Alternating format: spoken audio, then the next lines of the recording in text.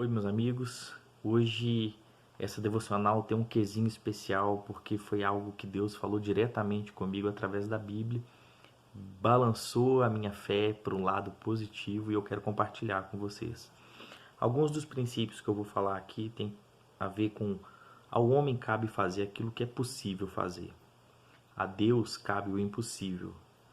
Ao homem cabe confiar em Deus e crendo que Deus vai honrar essa confiança. E cabe a Deus cumprir aquilo que Ele prometeu, até porque Ele é fiel para cumprir aquilo que Ele promete, Ele é Deus. O texto de hoje é 1 Reis, primeiro livro dos Reis, capítulo 17, versículos de 1 a 6. Vou ler aqui. Um profeta chamado Elias, de Tibsé, na região de Gileade, disse ao rei Acabe: Em nome do Senhor, o Deus vivo de Israel, de quem sou servo, digo ao Senhor que não vai cair orvalho nem chuva durante os próximos anos, até que eu diga para o orvalho e a chuva cair de novo.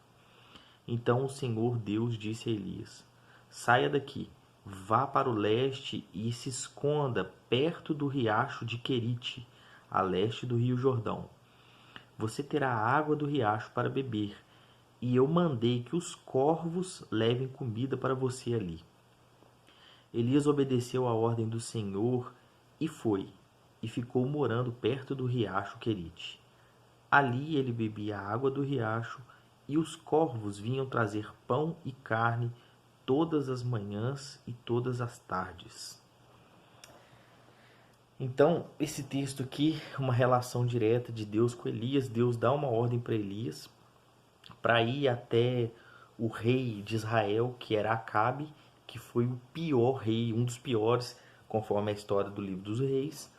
Acabe era casado com Jezabel. Depois vocês vão ver aí, se for lendo adiante, a perseguição que Jezabel coloca, em torno de Elias. Mas enfim, Deus dá uma ordem para ele ir profetizar contra Acabe e ficar morando ali numa região de lago. Então vamos lá, umas pequenas análises aqui. O possível é papel do homem fazer. Então, nos versículos 1, 3 e 5, a gente vê a atitude possível do homem, a atitude que Elias toma. Primeiro, profetizar. Deus usaria Elias para profetizar contra o pior rei, que era o rei Acabe. No versículo 3, outra coisa possível, viajar para o riacho, se esconder lá e crer na provisão de Deus. Elias faz isso. No versículo 5, a obediência.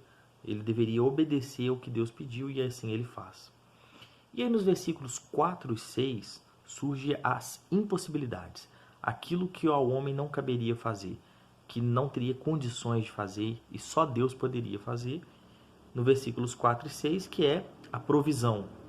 E eu coloco um destaque aqui sobre o verso 6, que fala o seguinte.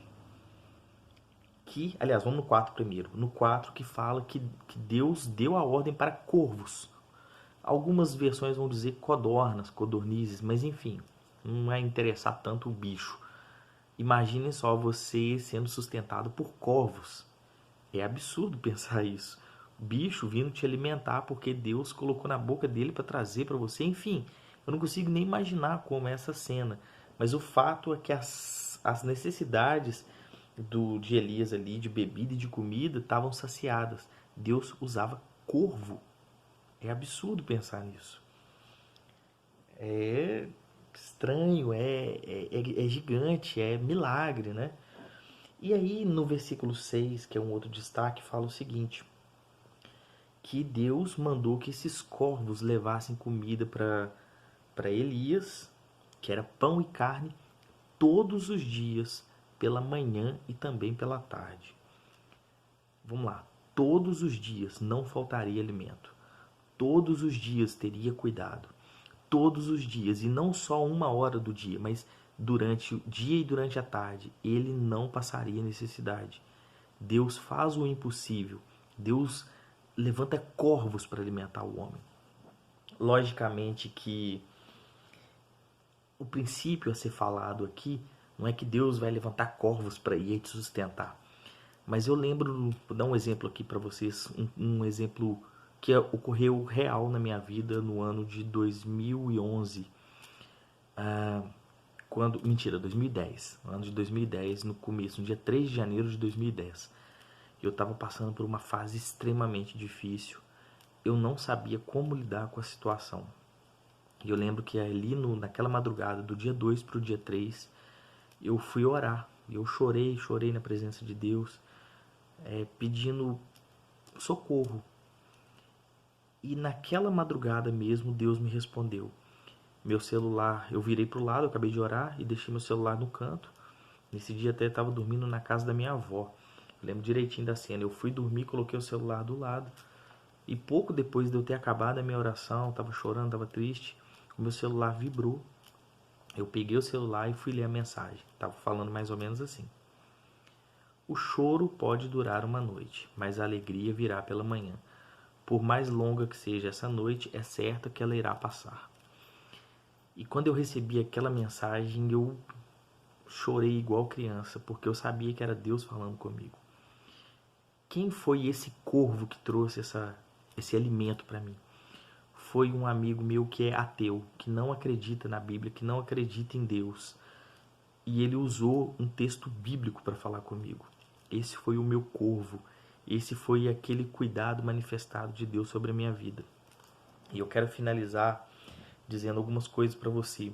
Se você se sente incapaz, Deus é quem te capacita. Se você crê que você não é bom bastante para realizar alguma coisa, Deus é quem te torna bom. Se você não se sente pronto para determinada tarefa, Deus ele te capacita, Deus ele te prontifica, ele te prepara. E se a gente acha que a gente não vai dar conta, Deus nos fortalece, Deus nos coloca inteiros para aquilo que a gente tem que fazer, para aquilo que deve ser feito, enfim, para lidar com as dores e com os dilemas da vida. O que eu posso dizer para finalizar aqui é um salmo maravilhoso de Davi, o Salmo 37, versículo 5. Entrega o seu caminho ao Senhor, confia nele e o mais ele fará. Que Deus esteja abrindo portas aí de entendimento na sua mente para que você compreenda que Ele tem cuidado, que Ele é o Deus do impossível e que você pode fazer aquilo que está nas suas mãos a fazer. Deus, se necessário, usará corvos para te alimentar. Deus te abençoe.